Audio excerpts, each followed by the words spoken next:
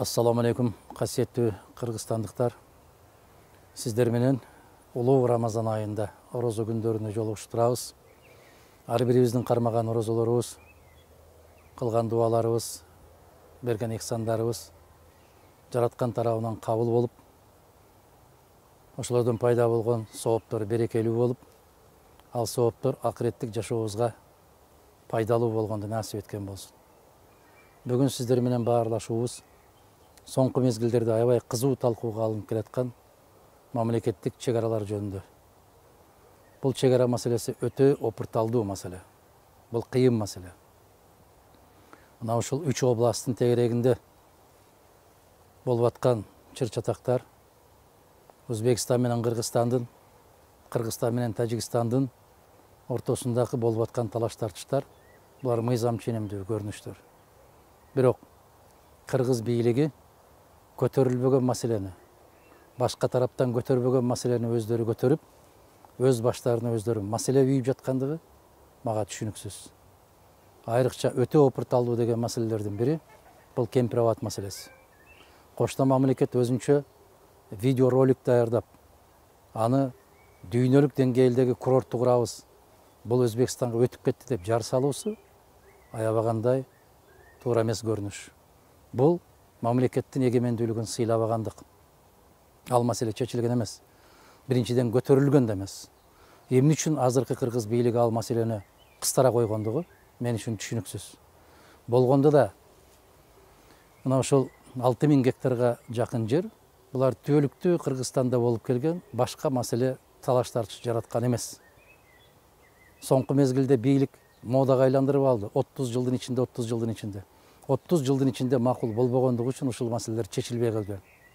Кайдан келе калуу эле асмандан түшкөндөй болуп, акылдуу инсандар келип калгандай болуп, 30 жылдан бери чечилбеген маселени мына биз чечкени калдык деш, бул акылсыздык. Айылда кээ бир балдар болот. Мактап сактап, ой азамат сенин колуңдан келет. Сенден жакшы эч ким жасай албайт десең, күпүлдөп чуркап жүрүп, отунду да жара берет, көмүрдү да ташый берет, баардык жумуштарды аткара берет.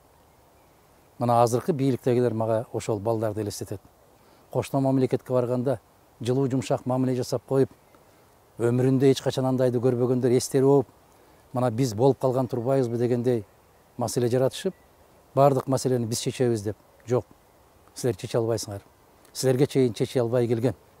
Бул маселени жалгыз гана Кыргызстандын касиеттүү эли чечет. Мана ошол жерде жашап аткан карапайым калк чечет. Силер чоң атаңардын же тай атаңардын короосун бөлүп аткан жоксуңар. Момчасын ала бергиле, мынчасы калса болду дегендей.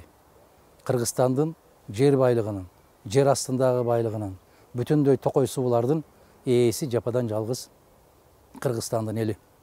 Бул кемпир-абад маселеси менимче саясий маселеге айландырып жиберишкендиги ачыктан ачык көрүнүп турат. Себеп Өзбекстан тараптан бул маселе көтөрүлгөн эмес. Муну биздин тараптагылар жасакерленгендик сыяктуу болуп турат.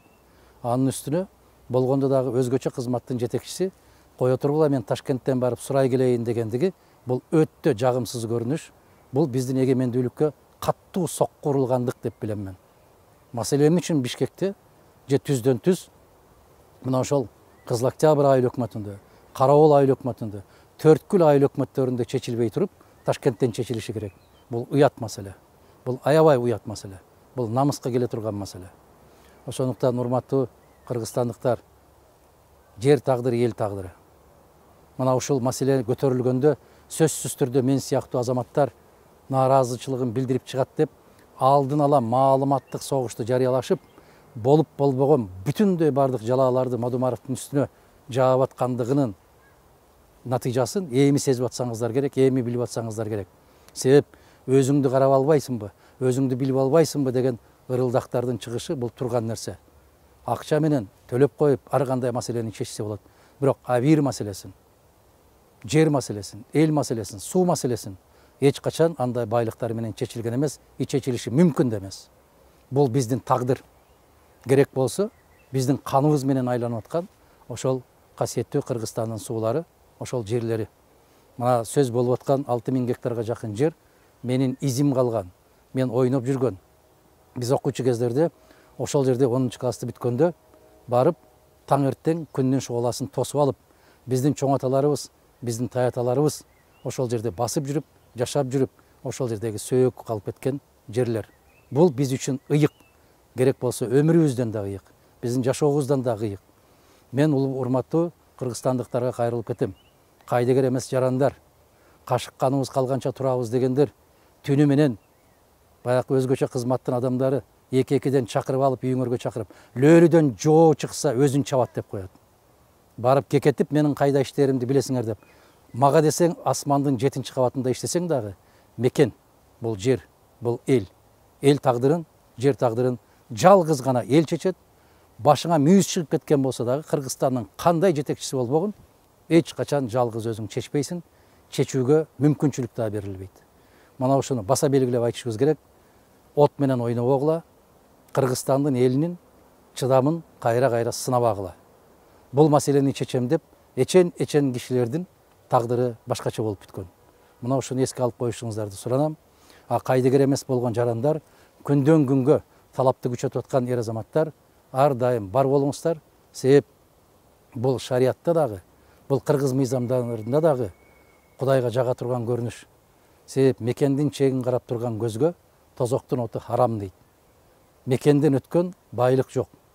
Биз ушул байлыгыбызды шариаттын алдында дагы, конституциянын алдында дагы, касиеттүү кыргыз элинин алдында дагы көзүбүздүн карегиндей сактоого даяр экендигибизди билдирип коюшубуз керек.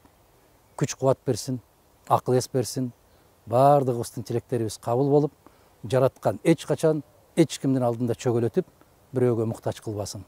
Бар болуңуздар.